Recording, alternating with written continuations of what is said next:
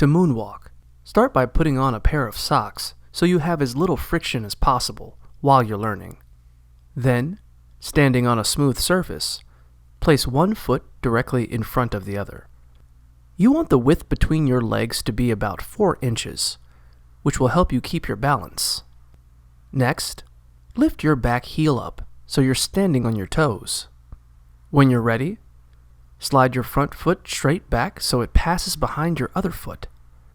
Now, lift your back heel up while simultaneously lowering your front heel down.